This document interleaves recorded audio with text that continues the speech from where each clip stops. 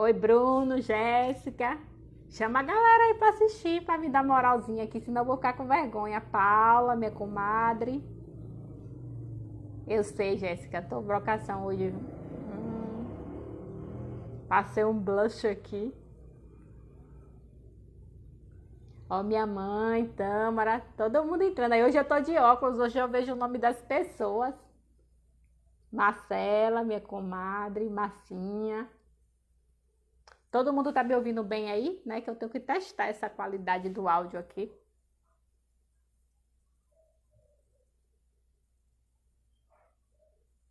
Pai de Flora, Luísa.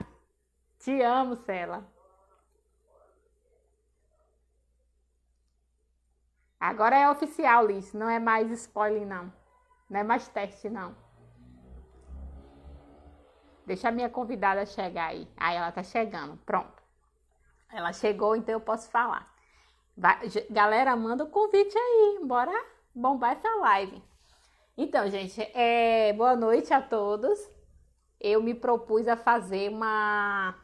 Manda um beijo pra mim. Ô, minha filha, te amo. Eu me propus a fazer uma série de 10 lives, que pretendo fazer 10. Pode ser que saia mais, mas a priori é 10. Para falar sobre temas contemporâneos, principalmente nesse tempo de pandemia. E também falar sobre as coisas que estão acontecendo aqui na educação de Canavieiras, que é a construção do currículo, e a gente considera isso uma coisa muito importante, então a gente precisa falar sobre isso, né?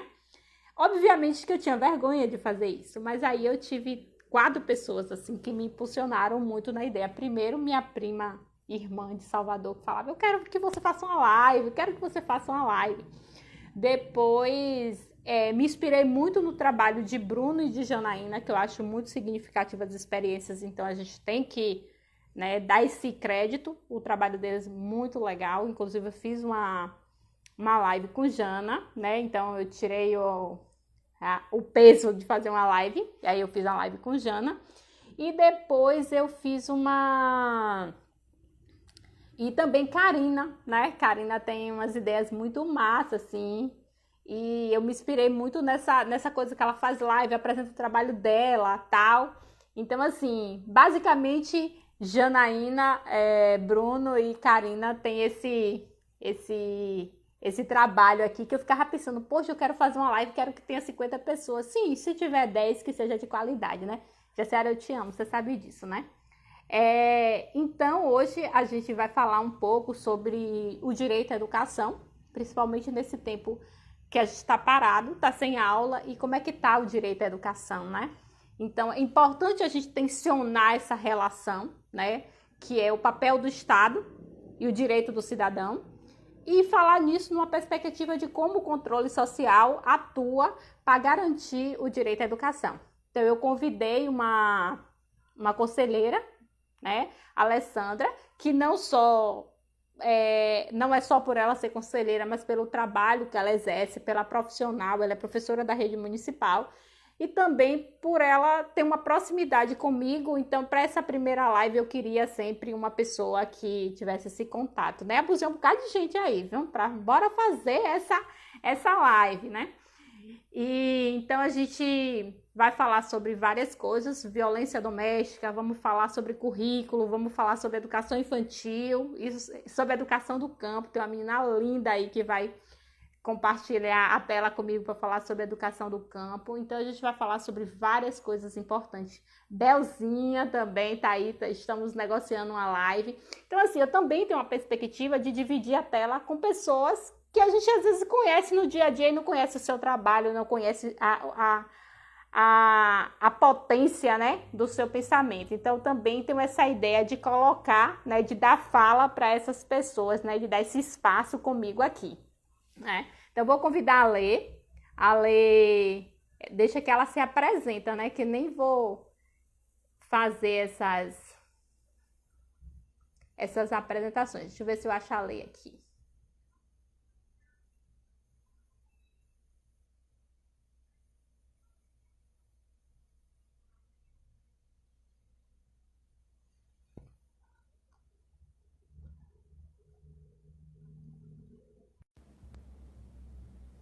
Convidei. Tô te esperando, viu, Ale?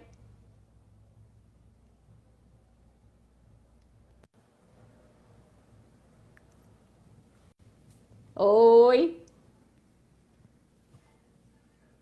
Eu não tô te ouvindo, Ale. Não sei se todo mundo tá ouvindo, mas eu não tô.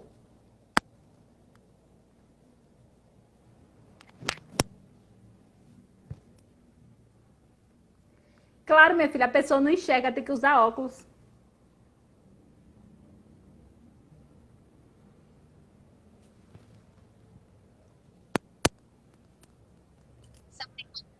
Tá me ouvindo?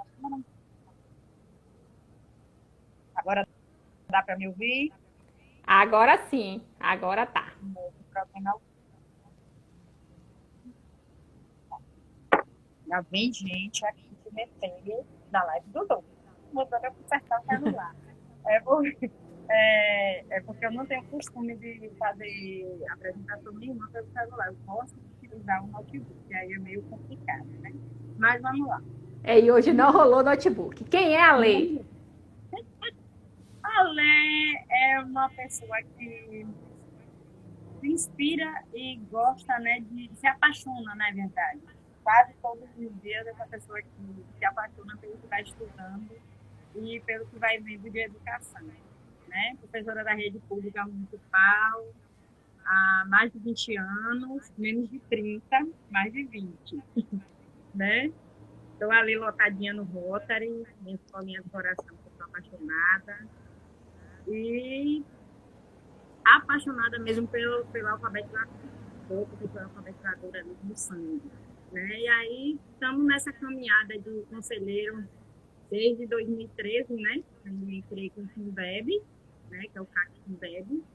E em 2017 eu recebi esse presente que todo dia eu faço questão de te agradecer, que é o Conselho Municipal de Educação. Quando eu estava lá no meu cantinho quietinha, vamos para o Conselho Municipal, está parado, está quieto, não acontece nada, e eu resolvi assumir e fui logo para a presidência, né, do Conselho Municipal. Um desafio enorme na minha vida, mas graças a ele, graças a esse Conselho Municipal, ele me despertou assim, a vontade de estudar uma área totalmente diferente da minha, que eu achava que eu não ia nem. Para mim, não existia, na verdade, o controle social, nem tinha muito conhecimento. E a partir do Conselho Municipal de Educação, que me despertou essa vontade mesmo de ir mais a fundo, né? Porque o Conselho ele dá assim, uma bagagem muito grande, um conhecimento gigantesco com relação à educação, quando a gente fala de legislação, normatizações, resoluções, e a gente, eu acabei caindo de cabeça. E não consegui sair. Né? Saí da presidência do CME, porque assumi a coordenação do sindicato, do núcleo sindical, mas continuo lá dentro, tanto do Fundeb como do CME, como conselheira. E como conselheira muito atuante. É, gente, a Lê, ela inspira a gente, né? Na verdade, assim, porque ela tem uma forma de se posicionar que é representativa, né? Às vezes a gente acaba se omitindo nas discussões, né? Mas a Lê tá lá, a Lê fala, a Lê é presente. Mesmo quando ela diz, eu não vou falar, não vou falar, daqui a pouco a Lê fala. E eu acho que é isso que é importante nisso, né? Então, assim, Ale, muito obrigada por aceitar meu convite. A gente dialoga muito gente no dia a dia, né? Então, assim, a Léo tá falando que o seu áudio tá baixo. Para mim, eu tô com fone e eu não consigo perceber. Ah, então só se eu ficar mais de pé. Melhorou, Léo?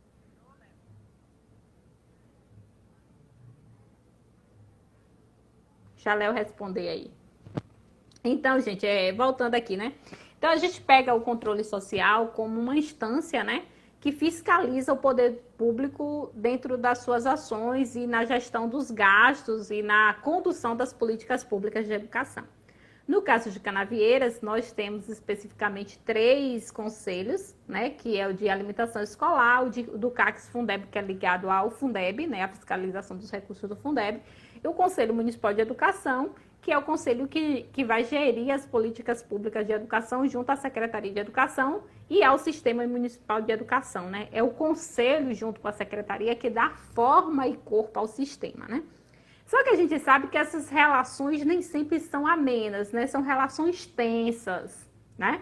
E independente de gestão, não estou aqui para fazer uma crítica à gestão. Ítalo, meu amor, te amo. E aí a gente tem essas possibilidades de discutir isso agora, principalmente pelos 7 milhões, que o que tem de gente me perguntando pelos 7 milhões a lei, e a gente vai ter que falar desses 7 milhões. Vivi, feliz aniversário aí, que eu vi que você entrou agora. Então, a primeira pergunta para você, Ale, é assim: a pandemia impôs novos desafios para a educação brasileira. Quais as principais dificuldades que nós encontraremos para efetivar o direito à educação no momento pós-pandemia?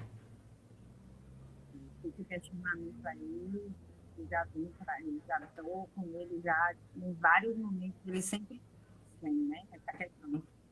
Qual é o nosso desafio frente a essa questão do pós-pandemia?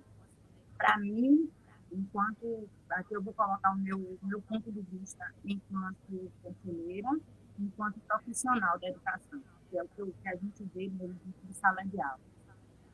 Formação para professor, formação efetiva, não é a formação continuada que a gente está acostumada a ver sempre, é uma formação continuada efetiva. A gente vai precisar dessa formação continuada agora com efetividade.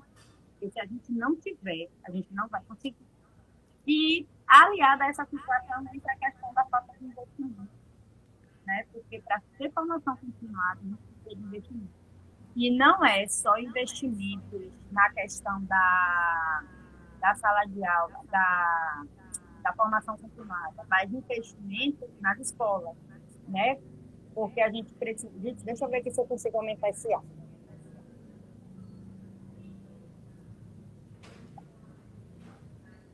Só vai até aqui, não consigo aumentar. É isso. Ela está tentando consertar.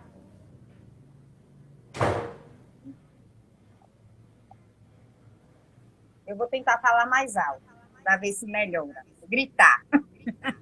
Então, a gente precisa de investimento nas escolas, né? A gente vai precisar de um investimento pesado, investimento em tecnologia, investimento em material didático voltado para essa área, porque a gente está numa área totalmente nova, num momento totalmente novo, e a gente vai precisar de estudo, né? Então, eu acho que os nossos maiores desafios agora é essa questão, formação continuada para o professor, para ele conseguir lidar com essa volta, porque nós não vamos voltar como nós saímos dessa pandemia.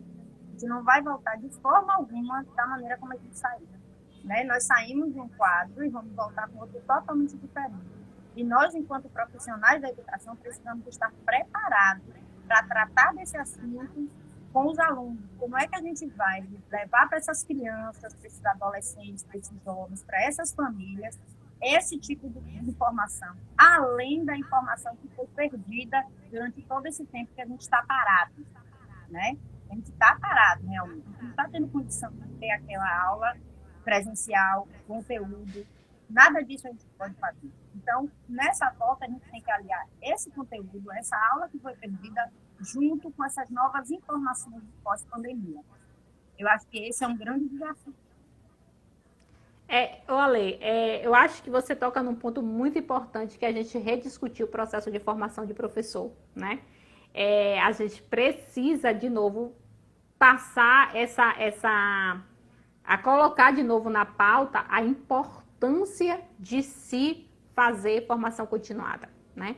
A gente tem um processo, as nossas formações, elas não são o suficiente para dar conta do novo processo que vai ser as mediações tecnológicas, que a gente não se ganhe, vai ter que ter, né?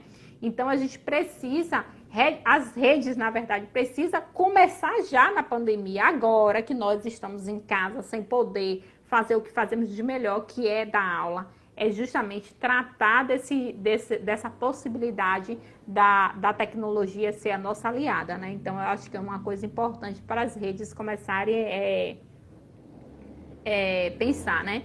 Tem algumas conversas aqui, né? Já eu vi Reza lá falando aqui, né? Que tem que ser há de se ter uma educação comportamental, a forma de se relacionar mudou, né? A gente não vai poder ter muito contato, as crianças vão ter que agir de outra forma, vai ser tudo diferente, a gente precisa lidar com essas diferenças agora e a gente precisa se preparar, né? Ô Ale, como os conselhos municipais estão se articulando para garantir que os alunos não tenham maiores prejuízos nesse contexto da pandemia?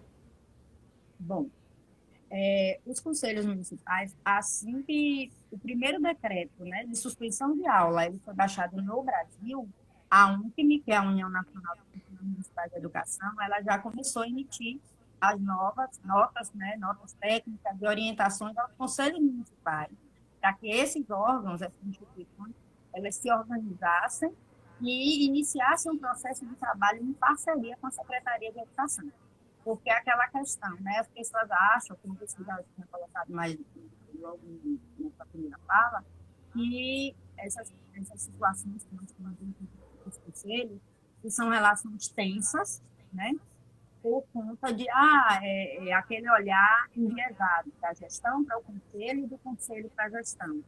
Mas a questão é o seguinte, nós que estamos nos conselhos, a gente sabe que os conselhos eles são órgãos de Estado, eles não são órgãos de gestão. Então, as gestões vão passando, a gente não quer saber quem está na gestão, para a gente não interessa.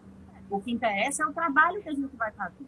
Então, esse trabalho que a UNCM já vem fazendo com os conselhos, através de notas técnicas, de resoluções, a gente tem o ofício 002 de 2020, tem o ofício 004, o ofício 005. Cada ofício desse, ele vem ali com uma série de recomendações. A partir desse momento, a gente faz um encaminhamento para a secretaria e aguarda a devolutiva, né? E aí, no início, nós tivemos um momento mesmo meio tenso com a questão da CEMED, mas hoje, né, eu acredito também que porque o processo é novo, a própria secretaria não tinha noção do que ia se fazer, a gente cá também sem noção nenhuma do que fazer, porque aquele momento, aquele período que disse assim, suspende a aula, todo mundo imaginava assim, não, daqui a 30 dias a gente retorna e a gente vai brigar para poder reorganizar o calendário. O pensamento era esse. E no fim das contas a gente viu que a gente não tem previsão de voltar. E agora a gente tem uma situação muito mais complexa. Então, eu acho que hoje a secretaria acabou se unindo mais ao conselho por perceber essa necessidade. E o conselho também, né, já cedeu a parte e se unir à secretaria, porque a gente precisa trabalhar em união. Se não tiver união do Conselho Municipal com a Secretaria, do Fundeb com a Secretaria, do Conselho de Alimentação Escolar com a Secretaria, nada vai acontecer dentro do sistema. Cleice falou que é necessário a elaboração de um plano de ação, né? Paula até fala que concorda com esse plano de ação, no entanto, o município precisa decidir que norte está pensando seguir, porque muitos caminhos acabam não levando a nada, isso é verdade, né? Eu sempre falo, na minha dissertação de mestrado, eu termino a minha última parte, eu falo, né? Eu retomo o diálogo de Alice no País da Maravilha, quando ela pergunta ao Coelho, né? Coelho, para onde esse caminho vai me levar? Ele vai perguntar a ela, você quer ir para onde? Aí ela falou, tanto faz. Então ele falou, para quem não sabe onde quer chegar, qualquer caminho serve, né? Então a gente tem que ter muito estruturado que caminho é esse, né? Ale, quais os principais problemas que o controle social enfrenta no dia a dia para exercer a função de fiscalizador, normatizador? Uma pergunta bem complicada. Ai, meu Deus. Ainda bem que Cleice está aí, que é minha testemunha. Eu, ex-presidente do Fundeb, ela bem sabe disso, né? Nós temos eu acho assim, dos diversos problemas que nós temos, que passa desde a estrutura física adequada, porque nós não temos, né? A gente está com o Conselho Municipal, porque o Sistema Municipal de Educação ele é um bebê, eu digo assim, né? Tem aí 2 aninhos apenas, e o nosso Conselho Municipal ele foi adequado ao sistema agora em dezembro. Então, a gente não teve nem tempo ainda, porque quando a gente começou a organizar, para se preparar, para montar mesmo o conselho para ficar do jeitinho que deve ser, veio a pandemia, suspende tudo. E aí a gente teve que mudar e ter outras prioridades, né? mas a gente tem essa questão do que é muito deficiente. Nós temos hoje uma sala pequena, né, que foi cedida agora nessa gestão de 2017, e a gente segura ela com muita luta. Volta e meia, não, vamos qualquer coisa é prioridade, o conselho perde a prioridade dele. Né? Agora estamos firmes lá na sala, provavelmente vamos ficar aí até o final da gente sai de lá.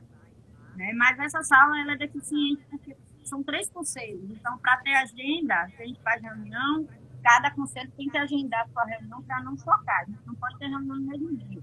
Então, se tiver uma demanda para os 3 conselhos, a sala não dá conta. Né? Temos uma Entendi. internet que é precária, não temos um telefone também lá dentro que é precário, a gente funciona os nossos equipamentos particulares. Para o Conselho do Fundeb é terrível, porque você mesmo que já participou da gestão, você sabe, nós pegamos pacoteira de documentos para a gente analisar, né? Quando a gente vai pegar, a gente recebe documentação, folha de pagamento, essas coisas, é muita coisa para analisar. E a gente tem que ir para o papel, porque a gente não tem ferramenta tecnológica disponível para poder colocar num pendrive e cada qual fazer análise, que seria muito mais fácil, né? Muito mais rápida e até menos danosa para o meio ambiente, porque é papel demais. A gente tem que imprimir tudo para a gente fazer análise física e devolver. Um outro problema que a gente encontra, que é horrível, é a falta de informação. Né? A comunidade ela não tem noção do poder que ela tem na mão, porque o controle social é difícil. Controle social em todas as áreas, eu não digo só a educação. A gente tem na educação, a gente tem na saúde, a gente tem no bem-estar social, a gente tem na cultura, e é uma ferramenta de poder. Mas a comunidade não tem essa noção do poder que é o controle social. E muitas vezes nos vê como inimigos. Né? Quando a gente faz uma análise, dá um parecer com uma reprovação de contas da gestão, pronto, o conselheiro não presta, porque o conselheiro está com politicagem, etc. e tal. Mas a gente faz uma análise técnica, mesmo muitas vezes não tendo conhecimento técnico, porque nós não temos formação para esse conselho, que é uma deficiência, outro problema horrível. A gente fica ali, quem está lá dentro mais tempo, dá formação para o outro, e a gente vai passando. Né? O Conselho Municipal ainda tem aquela política de formação que a gente consegue sair para ir para outros municípios, e assim mesmo é muito sofrido, muito doído, porque a gestão não colabora. Muitas vezes a gente precisa viajar e a gente não consegue diária. Né? A gente conseguiu agora instituir em lei, na lei do Conselho, para a gente ter direito à diária para poder fazer as viagens de estudo e de formação. E não é todo mundo que se dispõe, porque é um trabalho voluntário, você não recebe nada para fazer esse trabalho. Né? Muita gente vem e pergunta assim, Alessandra, você ganha quanto para estar lá no conselho? A gente não ganha nada. Às vezes eu brinco aqui com coisas e digo, ok, a gente ganha nome. As pessoas xingam, a gente acaba com a gente, dependendo da situação. Mas a gente não recebe nada, a gente está lá, eu já falei isso algumas vezes e volto a dizer. Eu estou hoje no controle social por ser egoísta. Eu sou egoísta, eu penso em mim. Eu estou pensando no meu trabalho, na minha profissão, no meu futuro. Então, por isso eu estou lá dentro. Porque é lá dentro que eu vou brigar pela melhoria do que eu quero na minha sala de aula. Porque o meu lugar é lá na minha sala de aula, lá no Rotary. E eu só vou conseguir dentro do controle social. Verdade, Ale. E uma coisa que a Lei Cleide falou que é muito importante é a questão da participação. A questão da participação é uma questão crônica. A gente tem só 30 anos, né, do processo de redemocratização do Brasil. Então, a gente passou por uma ditadura militar e, de repente, com a Constituição de 88, fala assim, agora tá livre participar, só que a gente não sabe como. Até os mais jovens, de uma geração mais fast food, tudo muito rápido, e participar é uma coisa muito complicada. A gente vê na sessão da Câmara, as pessoas não participam para ver o que os vereadores fazem, as pessoas não querem saber o que o prefeito ou o secretário está fazendo. Os conselhos, e até por conta dessas configurações mesmo de não ser pago, as pessoas não querem participar, porque se fosse pago todo mundo queria, né? Mas a gente precisa, na verdade, enquanto professores, enquanto profissionais da educação, enquanto sociedade, a gente precisa participar mais. E a lei fala uma coisa que é muito importante, né? Que é, tipo, eu estar lá como egoísmo tentar contribuir cá na ponta, que é a sala de aula, né? É sempre intencionar essa visão de que é depois. Eu acho que todo mundo deveria ter, inclusive o secretário de educação, o diretor de escola, um coordenador pedagógico, que é depois você volta para a sala de aula. E aí? O que é que você fez? O quanto você contribuiu? Ale, é, a gente sabe que o Fundef, na mudança do Fundef para o Fundeb, teve algumas perdas financeiras e que alguns municípios entraram com ação indenizatória, que culminou na ação dos precatórios do Fundef, né? O município de Canavieiras recebeu ontem, não tenho certeza porque eu não fui verificar, mas pelas comemorações, 7 milhões de verbas indenizatórias do Fundef. Teve um tempo que já teve vários entendimentos, na verdade, sobre como gastar esse dinheiro. Teve um momento que poderia se fazer a partilha do dinheiro com os profissionais que trabalhavam na época e todo mundo ganharia um pedacinho desse dinheiro, né? Mas já há outro entendimento, inclusive da própria Undime, que lançou uma nota dia 10, que fala que não há rateio, não há possibilidade de rateio, que esse dinheiro é para ser aplicado na educação, né? E não é para pagar profissionais, ou seja, esse dinheiro não pode ser gasto em salários. Basicamente, eles vão ser gastos na rede educacional, né? Só que também nessa mesma nota fala que é preciso elaborar um plano de ação juntamente com o conselho do Fundeb para aplicação, porque a gente há de convir que Canavieira tem muita demanda, né?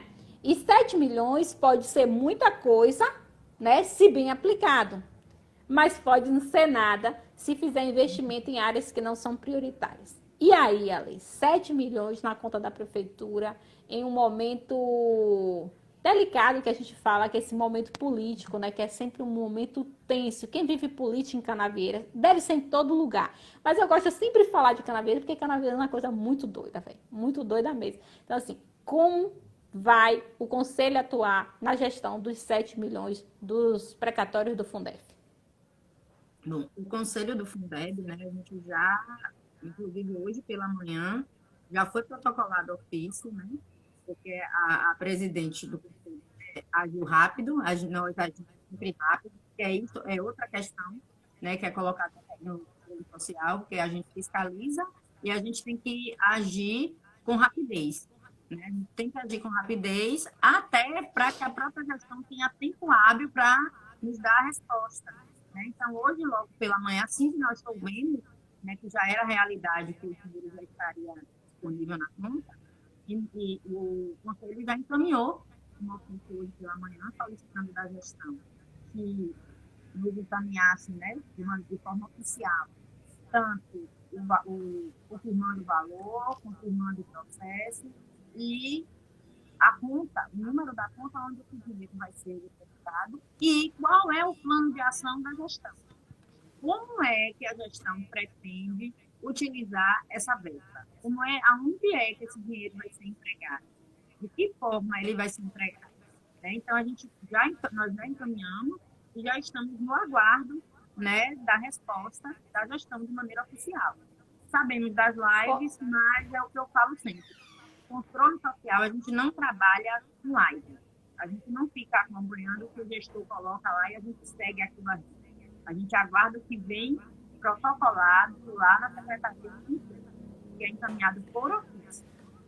Ale, só para tensionar um pouquinho mais esse debate, eu posso pensar no seguinte: o Conselho do Fundeb vai fiscalizar um plano de ação, né, para ser aplicado, vai inferir em algumas coisas, mas não seria pensando num sistema municipal de educação. Não seria, então, o Conselho Municipal de Educação que seria responsável, junto com a Secretaria de Educação, da elaboração desse plano de ação? Para o Conselho estar colocando as suas demandas dentro desse plano de ação elaborado pela gestão, porque não é isso que o sistema faz, essa coesão de ideias, de ação? Também.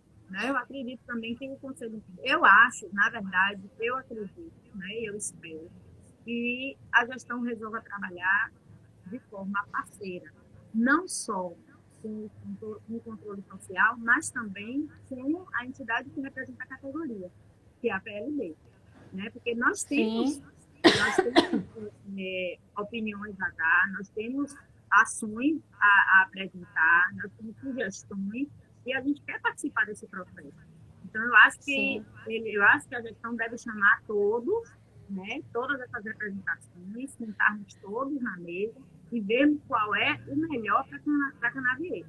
Até porque, como você falou, a gente está num momento super delicado. Eu realmente acho assim, quando eu vejo esse tipo de ação, esse tipo de situação acontecendo nesse momento. A gente sabe que a gente está num momento aí, um momento eleitoral, um momento de pandemia, um momento de tudo, está tudo assim, um furacão. E aí a gente ainda por cima tem que lidar com esse tipo de situação. Porque quando envolve dinheiro, a gente sabe que a atenção extrapola, principalmente nesse processo, né? Mas nós estamos de olho e nós vamos cobrar o nosso momento de participação, né? A PLB já encaminhou também, já solicitando, né, esclarecimentos da gestão e estamos no aguardo de sermos chamados para participar de todo esse processo de negociação. Eu acho que todo mundo junto, o negócio vai fluir melhor, porque cada um vai ter ali a sua opinião e a gente vai ver o que é melhor. Eu sempre faço uma analogia, Ale, enquanto estudiosa da área de política e financiamento, que quando o dinheiro chega na instância municipal, ele é primeiro utilizado para pintar muro. Isso é analogia, gente, não é isso que eu estou falando, que os prefeitos pegam e pintam muro. O que eu quero dizer pintar muro? Pintar muro é o que você primeiro vê quando você passa na porta de uma escola. Então, muro pintado diz muito sobre uma gestão, né? Depois usa para dar uma maquiada no entorno ali dentro dentro da escola, sala de aula. Mas eu sempre falo assim, você quer conhecer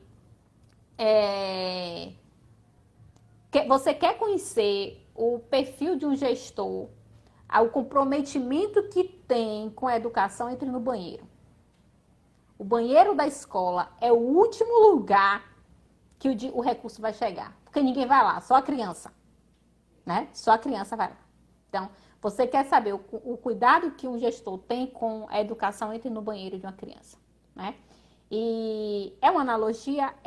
Mas assim, a gente precisa parar de fazer ações onde a gente só dê conta de construções, né? Eu falo que o banheiro da educação é o aprendizado das crianças. É a última coisa que se preocupa, né? A última coisa que a gente pensa quando vai elaborar política pública é na efetividade do aprendizado das crianças. E é a função, é para isso que a gente existe. A escola não tem função só de ser um prédio. Ela é, antes de tudo, uma instituição que forma sujeitos. E a gente precisa retomar essa consciência. Investimento tem que ser para melhorar a qualidade de ensino dessas pessoas e, consequentemente, a qualidade de vida das pessoas, né? Eu sempre brinco que a gente fala muito que saúde é prioritária. Saúde é prioridade, tanto que é muito comum a gente ver as plataformas eu estou mexendo toda hora aqui, é para a tela do computador desligar. É muito comum a gente ver as plataformas de governo, gente, dica aí para vocês na eleição. Saúde é prioridade, né? Mas só que se a gente tem um povo extremamente educado, a saúde passa a ser secundária. Quanto mais educação, menos doenças básicas que as pessoas têm, tipo verme, né? Quanto mais um povo educado, né? Mais a gente menos a gente vai ter problema de saúde, né?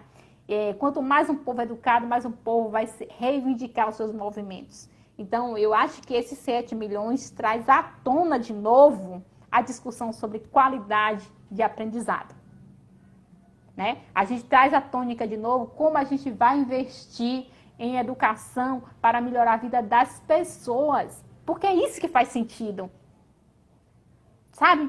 Eu gosto, gente, eu sempre falo, eu gosto de ganhar meu dinheiro, mas ao mesmo tempo eu não consigo hoje estar em paz. Eu acho que é por isso que eu tô com a vergonha aqui de fazer uma live, né? Que eu estava com vergonha, que eu nem dormi essa noite, que me deu dor de barriga de fazer uma live, mas que eu sabia que eu não podia deixar de vir falar com vocês, já que eu não posso estar na escola falando, eu não estou no meu dia a dia com as pessoas que eu converso, né? Então eu precisava dizer que é preciso a gente começar a pensar no que está acontecendo, Não dá para a gente ficar em casa e achar que está de férias, né? Existem crianças aí que estão sofrendo barbaridades e que a escola é o lugar onde elas poderiam estar protegidas.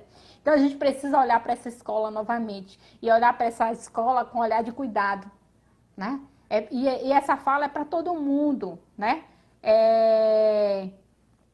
Essa fala é para professor, essa fala é para quem limpa a escola, essa fala é para quem faz a merenda. A gente precisa cuidar das pessoas. A gente nunca sabe qual o impacto que a gente está deixando na vida das pessoas, então a gente tem que ter mais cuidado com isso, né? As relações são difíceis, o trabalho educativo é um trabalho exaustivo, haja vista a gente ver quantos professores estão adoecendo, o quanto a profissão adoece, né? Mas também a gente precisa retomar que a gente tem hoje, dentro do município de Canaveiras, um lugar muito confortável, né? Qual é o lugar confortável? A gente tem um dos melhores planos de cargo e salário da região, né? A gente tem problemas de cumprimento do plano? Temos. Mas a gente está anos-luz de passar pelos problemas que outros municípios estão passando. E a gente precisa retornar isso como qualidade educativa para as pessoas, né? A gente brigou por salário. Agora a gente precisa brigar para melhorar a vida das crianças, né? Que eu acho que é isso que faz sentido a nossa docência. Fora isso, não tem título, não tem mestrado, não tem doutorado, não tem graduação, pós-graduação, que vai fazer sentido para a nossa vida se a gente não melhorar a vida das pessoas. Foi um desabafo, né, gente?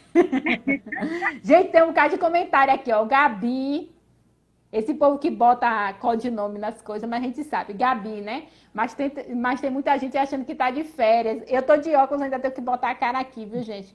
E não é verdade, exatamente, não temos. Paula disse que vai me candidatar, já ganhei, é isso mesmo, de 2 votos eu ganhei hoje aqui, que foi o de Gisele e o de Paula, que vai me lançar novamente, provavelmente ela vota em mim, né? Olha lá, é para ensinar os meninos têm que aprender a ler e escrever, isso mesmo, Paula. Isso, essa bicha é lacração, mãe, mas te espero aqui segunda. Que live maravilhosa, obrigado, Liz.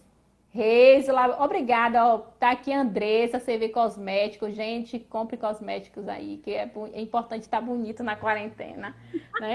Ai, meu Deus! Eu tento ser séria, gente, mas o povo não colabora. Deixa eu ver mais, teve mais. A qualidade é o que é oferecido na escola também, pois sempre comentando sobre isso. Incentivo financeiro e qualidade não têm andado juntos, realmente, né? Joyce, a qualidade que estão na escola são os educadores, não é isso? Todos que estão na escola são educadores, isso. É um conceito, viu, Joyce, que eu tento desmistificar, mas ainda está difícil, né? Todo mundo educa. Tem até um texto que fala a escola que educa, que é desde o porteiro até o professor, né? Desde a entrada até a saída. Todo mundo educa, né? Paula vai fazer live comigo, gente. Vamos discutir a alfabetização. Ela está dizendo que nem pensa, mas a gente vai discutir dia 27. É spoiler? Acho que é. A educação é mola propulsora da sociedade, verdade. Né? Sem educação... Não... Gente, eu vou dizer muito prático para você. Não vou fazer mais nada. Eu não seria quem eu sou se não fosse educação. Certo? Hoje eu estava brigando com o Pivete, o pirralhozinho do Railan aqui, falando justamente por isso. Ele falou para mim assim... mas tem fulano de tal, falou até o nome do vereador que a gente ia te falar, que não sabe nada e ganha mais do que você. Eu falei, primeiro, ele não ganha mais do que eu, mas poderia ganhar. Ele ganha muito mais do que outros professores. Porém, eu não troco o meu papel na sociedade hoje pelo dele. Formar pessoas é uma das coisas mais importantes que a gente pode fazer. Imagine, gente, o sentido de você ensinar a ler.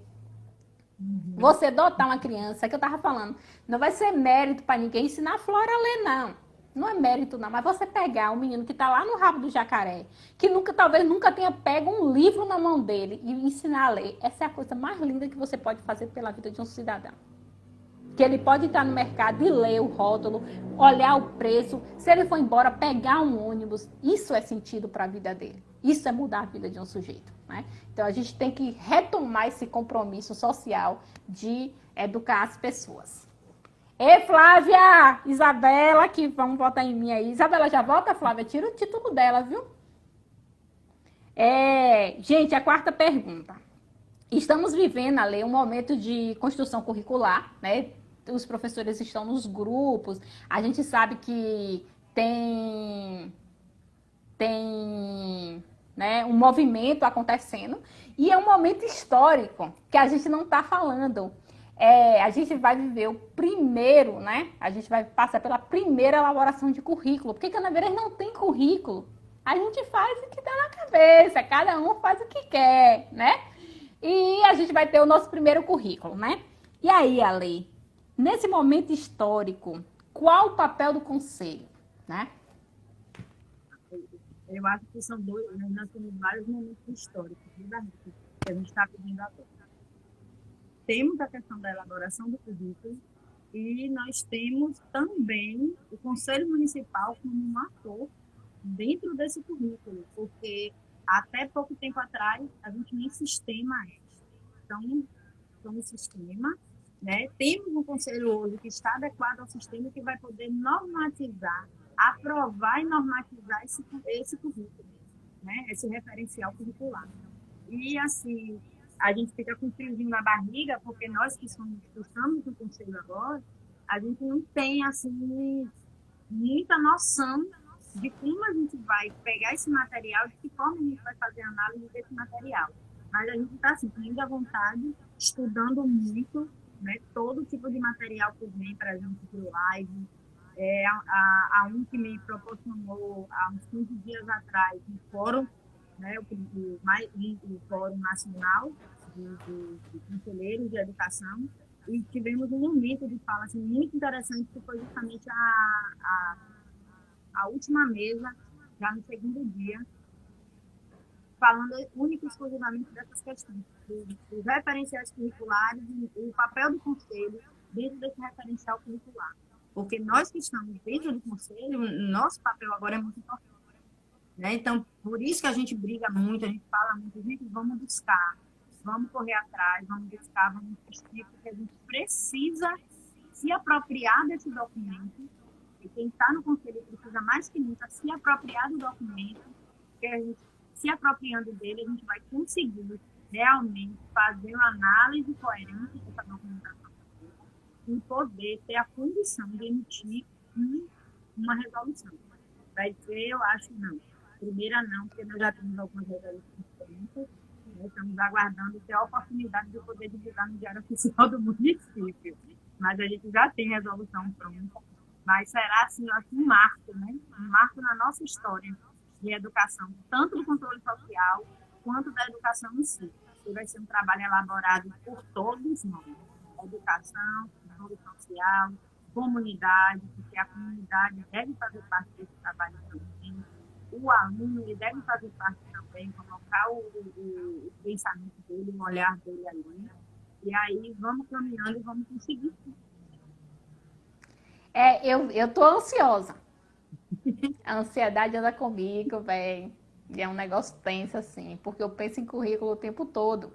E eu queria aproveitar a oportunidade que tem um monte de professor me ouvindo, e eu quero falar uma coisa. Gente, a gente também não sabe fazer currículo, né? A Lê não sabe, eu não sei. E a gente precisa passar por essa experiência juntos, né? A gente vai ter, eu falo assim, que é um momento formativo para todo mundo, porque todo mundo vai ter que estudar, todo mundo vai ter que ler. E eu acho muito melhor executar algo que eu contribuí, que eu colaborei, que eu ajudei a fazer, do que fazer aquilo que é imposto por a gente. Que a gente tem, eu pelo menos tenho dificuldade da imposição, eu sou resistente a negócio que me manda fazer. Então, assim, eu acho que o currículo, nesse sentido, um currículo participativo, colaborativo, que está sendo dado a oportunidade, a gestão está aberta para esse diálogo, tá todo mundo inserido em algum G aí, que eu não sei muito o que é G, mas a gente tá nesse negócio aí. Tem uns textos para fazer, tem uns textos para ler, tem umas lives para assistir, são várias lives, mas tem algumas que são as mais importantes. Vamos assistir, porque é a nossa formação. Bora usar esse tempo que a gente tá em casa, ansioso, comendo, né, igual a minha aqui, né, doido para comer um bolo, né, para estudar também, que a gente sai também desse processo um pouco mais informado. Né, que a gente vai sair desse processo possivelmente com o currículo pronto, né?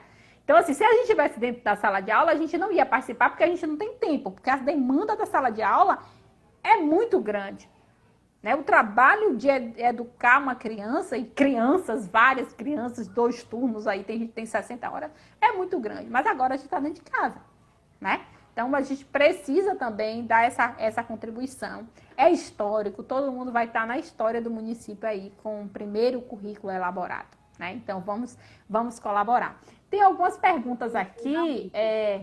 Lúcia, olha, rapidinho, né? Além disso tudo que você falou, como é que eu vou executar um currículo que eu não participei, que eu não elaborei, que eu não me identifiquei e que eu não me apropriei? Esse currículo, ele não pode ficar. Exatamente. Né? Então, para isso, é bom você estar inserido no processo, porque você vai saber, vai ficar mais confortável para você na hora de aplicar. Esse currículo, ele tem que ser praticado. O currículo ele precisa ser efetivado, porque a gente tem um problema de currículo que não é efetivado, que fica, tipo os nossos PPPs, fica dentro da nossa gaveta e que ninguém conhece, ninguém sabe, né? Então, assim, eu estou me colocando à disposição, tenho me colocado a todo momento à disposição para a gente discutir isso, gente. É a vida das crianças, né? A gente vai estar definindo o que é que as pessoas estão aprendendo. E a gente tem uma falha muito grande, Ale, que eu falo assim, as instituições econômicas, a exemplo aqui na Bahia, que é o Itaú Social, quer saber de currículo, está financiando formação para currículo, porque elas têm noção do quanto poderoso é um currículo. E a gente que é professor tem se eximido de assumir esse papel de uma elaboração curricular, né? A gente precisa pensar nessas coisas. Se uma instituição, um banco como o Itaú, colocou a sua fundação para financiar isso, tem interesse, não tem, gente? Bora pensar? O que banco quer, né? Com currículo. Então, a gente precisa pensar nessas coisas. Teve uma pergunta aqui, gente, que eu me perdi, que eu não sei nunca mais que eu vou achar, mas alguém perguntou alguma coisa aqui. E eu queria responder, porque era uma coisa importante. Paula falou que é um momento histórico, então todo mundo precisa se envolver, até porque ele tem que ter a cara da nossa realidade. O que o Conselho acha em relação à anulação do ano letivo? Fica com você a bomba aí, Dê. Minha filha. Bom, o Conselho, eu não sei. Agora eu vou dizer o que eu, Alessandra, penso nessa questão de anulação do ano letivo. Eu acho assim que é muito complicado, chega até a ser triste, né, a gente falar nessa questão de anulação do ano letivo, quando a gente fala que perdeu, acabou perdendo. E a gente tem alguma coisa que está acontecendo, né? Mas eu penso no seguinte, né? Eu estou com esse pensamento desde o começo, inclusive em algumas discussões da Secretaria de Educação, né, com relação a essa questão de aula remota, de projeto, faz, eu me coloquei lá dessa forma, me colocar aqui na programação. Eu acredito que agora a gente não tem que ter muito provavelmente, se a gente retornar nesse grau de 60 e aí, o que a gente vai fazer com 60 dias? Eu acredito que dentro desses 60 dias, dentro desse tempo que a gente está aqui, eu acho que agora a gente está fazendo tudo, né, para elaborar o eu acho que aí a gente cabe também dentro desse período a gente preparar como a gente faz. Eu acho que não dá a gente trabalhar apenas com Ale, o pessoal está falando que o seu áudio está baixo. Fala perto de novo, mulher. Vou falar de novo. Então, eu acho que não dá para a gente trabalhar só a aula presencial agora, né? A gente vai precisar da aula remota. E eu acho que a gente precisa aproveitar esse momento para a gente planejar essa volta já com aula presencial e aula remota. Que em algum momento a gente vai voltar. Não sei se agora, se esse ano a gente ainda consegue voltar. Eu estou bem realista que vai ser difícil a gente voltar. Mas vamos supor que a gente retorne em novembro. Vamos retornar às aulas em novembro. De que forma a gente vai retornar? Vamos retomar como a gente retomou, a gente estava lá em meados de março? Não. Né? Então, a gente tem que ver uma questão de priorização de conteúdo, priorização de aprendizagens, não é só de conteúdo, porque o conteúdo é uma coisa, a aprendizagem é outra. A gente vai ter que ver outras metodologias de trabalho, metodologias de ensino totalmente diferenciadas para a gente conseguir aliar a aula presencial com a aula remota. Porque só uma coisa a gente não vai conseguir mais. A gente não tem mais condição de trabalhar assim. Então, esse é o meu pensamento. Né? Com relação ao conselho, a gente está vendo aí, infelizmente, nós temos um desgoverno na nível federal, então, como a gente tem um desgoverno lá, a gente tem um conselho nacional que não nos dá um direcionamento, a gente não tem direcionamento, e N trocas, né, nessa gestão do MEC, e também nos deixa numa situação totalmente desconfortável. Então, a gente fica o tempo inteiro vivendo aquele momento assim, e vem de lá do Conselho Nacional. Porque até o Conselho Estadual está pisando em ovos por conta do que vem do Conselho Nacional. E isso é muito grave. E eu não sei se você está atenta, Lê, mas o Conselho Nacional foi refeito a semana passada, né? Foi colocada uma nova configuração. E o governo de Jair Bolsonaro deixou várias instituições importantes de fora. Ele fez um órgão de executivo, né? Colocou as empresas lá, tem muito empresário. Que a gente costuma ver, né, nas cidades do interior. Exatamente. Eu até fiz essa analogia, Lê. Ele fez um conselho de cidade interiorana. Exatamente. Ale, tem uma coisa aqui que era a nossa última pergunta, que era sobre a resistência na participação. Por que você acha que as pessoas têm dificuldade de participar? Justamente, algumas questões a gente já respondeu até por aqui, né, pela live. Eu acredito que boa parte é pela questão da informação mesmo, falta de informação, né? As pessoas não conhecem, não sabem como é que funciona e tal. Aí vai para dentro do conselho, quando chega lá, a gente sabe, não é um trabalho fácil, né? O trabalho do conselheiro ele não é um trabalho fácil. A falta de remuneração, né? Então, existe aquela questão de, eu vou, mas vai me pagar? Se não vai me pagar, então eu não vou, né? E aí também já compromete o trabalho.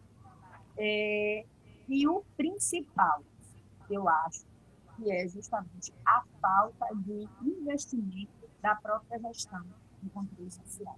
A própria gestão faz questão de não investir no controle social para que ele fique lá no cantinho e não incomode. Eu ouvi isso, né, de um conselheiro falando com relação a uma outra gestão. Ele falou mesmo, ele disse, não, porque na nossa gestão lá atrás e tal, era melhor deixar vocês aí. A gente não queria envolvimento com o conselho, então a gente deixava o conselho lá de lado para a gente não ter trabalho, para a gente não ter problema, né? Então, isso tudo não nos deixa invisíveis. Então, a gente fica sendo invisível. E o conselho, o controle social invisível, não estimula a participação, né? Eu acho que falta isso. A gente precisa de visibilidade, a gente precisa de respeito, muito respeito, porque o controle social é um órgão são órgãos que impõem respeito e merecem ser respeitados por isso. E a informação. Para a informação, eu convido assim, gente, vai buscar um pouquinho, passa a saber, né? A gente queria muito já estar com as reuniões divulgadas, ampliadas, para todo mundo poder participar, estar participando do pleno e tal. A gente não pôde por conta da pandemia, né? A gente não conseguiu efetivar, mas que em 2021 a gente consiga, né? A gente consiga colocar em prática a nova composição do conselho, que está bem ampla, tem mais várias instituições, agora vão poder fazer parte. E a gente espera que as pessoas abracem a causa, porque o controle social é nosso. É o olhar da sociedade frente ao órgão público, frente ao executivo. Ale, uma coisa interessante que eu acho assim, né? Gestão que tem medo de conselho é porque não segue legislação. Porque o conselho não vai perseguir prefeito, nem secretário, nem ninguém, se ele seguir a legislação. Porque o que o conselho faz? Observar o cumprimento das normas. Então, se você anda dentro das normas, você não tem problema, né? Muito pelo contrário. Verdade. E a gente tem que deixar claro até, gente, porque essa fala não é uma fala de Canaveiro, não. A gente anda aí problemas com certeza. conselho, conversa com o conselheiro de qualquer lugar que vocês vão ter essa mesma visão de que as coisas são dessa forma. Conselho e gestão são sempre inimigos e a gente precisa parar com isso, né? É só seguir a legislação, gente. Ó, fácil, ó, dica. Dica para não ter problema com conselho. Segue a legislação. É mesmo, Paula. Para não ter Gente, o problema nosso com tempo. conselho, para não ter problema com sindicato, não tem problema com ninguém, é só seguir a lei. A gente não abusa, a gente não dá trabalho. Darlan tá pedindo para eu mandar um alô para minha mãe. Minha mãe mora aqui embaixo, gente. Darlan, um beijo para minha mãe. Gente, ó, a nossa live a gente precisa salvar, né, Ale, que a gente quer enviar para outras plataformas depois, porque nem todo mundo tem a oportunidade de assistir o Instagram e foi uma preferência minha. Eu quero dizer, gente, que essas lives, eu tenho uma coisa que é para justificar. Essas lives não é para eu ganhar seguidor. Uma pessoa indelicada vai me perguntar se eu estava fazendo essas lives para ganhar seguidor. Meu perfil é aberto. Eu não preciso que ninguém fique me seguindo, não. É só ir lá ver o que eu posto. Não é fechado, não. Se fosse fechado, até que era querendo ganhar um jabazinho. Mas as pessoas, eu acho que não tem ética, bom senso nas perguntas que fazem. Mas se quiser me seguir, vai me seguir, vai assistir 10 lives comigo, gente. Ó, que massa. Ale, para encerrar, que a gente está com o tempo fechadinho aqui, que conselho você dá, né, para as pessoas atravessar essa quarentena com mais leveza? Ai, gente, mais leveza. Eu acho que assim, para a gente conseguir ter mais leveza, eu acho que é esperança. A gente tem que ter esperança que tudo vai passar, né? Tudo é passageiro, tudo vem, e tudo do jeito que vem vai. Eu acredito que vai passar, né? Então, vamos nos cuidar, vamos ficar em casa, vamos usar o nosso álcool gel, sair de máscara, cuidar de si, cuidar do outro, aproveitar esse momento para cuidar da unha, do cabelo, né? Fazer uma maquiagem, a pessoa que não é chegada, tipo Ó, aqui eu eu. tô no Descomplicando com o cronograma aí, ó, Eu também fazendo tô, merchan. minha filha, fazer propaganda aqui, ó, Rapunzel. Tô usando produtinhos da família Báfica, tô nesse clima e tô amando. Olha aí, ó, temos várias soluções, mas eu acho que o principal de tudo, se amar e amar o outro. Vamos se amar e vamos amar o outro. Principal. Isso. Eu acho que o amor é o fundamento da vida, né? E eu tenho outro fundamento para minha vida que é gratidão. Então, gratidão a todo mundo que ficou aqui até agora, gratidão para quem me deu força, para quem me apoiou, gratidão a você, Ale, por compartilhar, que eu acho que a partilha é linda, sabe? Gratidão para quem mandou várias mensagens para mim o tempo todo me incentivando. E a gente se encontra segunda-feira com o Moema para a gente falar sobre violência contra a mulher, o impacto na educação e por que na pandemia as mulheres estão apanhando mais. Gente, um beijo. Beijo para Ana Liz, para Lai, para Darlan, para todo mundo. Tchau! Tchau, já!